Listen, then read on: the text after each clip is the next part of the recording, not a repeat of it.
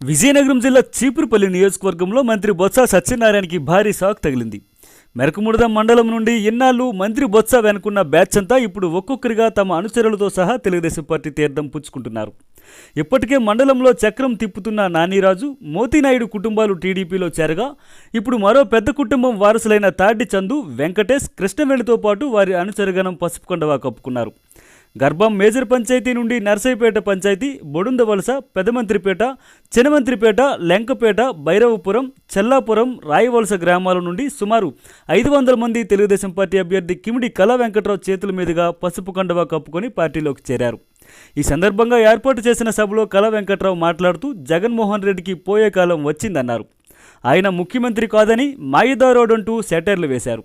అలాగే చంద్రబాబును గెలిపిస్తే ప్రజలకు అందే సంక్షేమ పథకాల గురించి వివరించారు.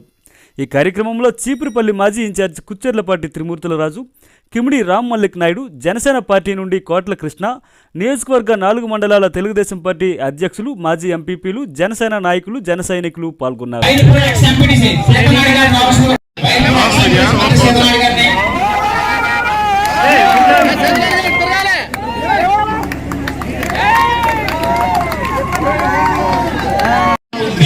మంత్రి సోనాయ్ గారు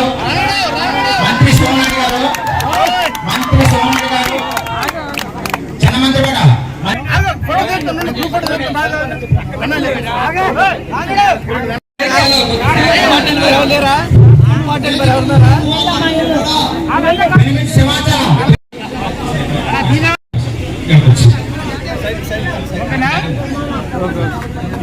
కూడా తీసుకోవచ్చు ప్రసవాలు.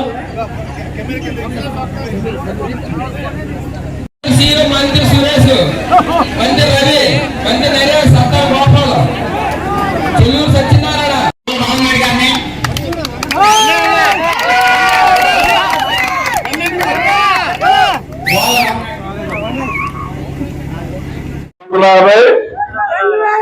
అలాగే సంస్థకి ఇచ్చుకుంటూనే పోతాడట. పోయే కాలం వచ్చింది. ఇప్పుడు కూడా దాపట్లో 1000 రూపాయలు పెన్షన్ పెంచడానికి పోయే కాలం వచ్చినంత వరకు కూడా పెంచుకుంటూ 5 సంవత్సరాల్లో. కానీ ఇందులో మతలబ్బు ఉందండి, మీకు తెలియాలా. ఏంట మతలబ్బు? మొదటి సంవత్సరం నుంచి కానీ పెంచితే నా సంవత్సరానికి 1500 కోట్ల రూపాయలు గవర్నమెంట్ ఖర్చు అవుతుంది. పెన్షన్ 3000 ఇస్తే, 250 ఇస్తే పావలా వాటా ఇచ్చాడు, 30 వాటా ఆయన తీసుకున్నాడు. రెండో సంవత్సరం అది 500 చేస్తే 500 ఆయనకి మిగిలిపోయింది. ఆ సంవత్సరం అంతా మీకు 500 వచ్చింది. మూడో సంవత్సరం 750 అయితే 4వ సంవత్సరం వరకు కూడా 250 ఆయనకి మిగిలిపోయింది. ఇలాగ ఈ మిగిలిపోయింది లెక్కేస్తే ఈ 5 సంవత్సరాలకి 3000 చెప్పులు ఇస్తే 7500 కోట్ల రూపాయలు ఇవ్వాల.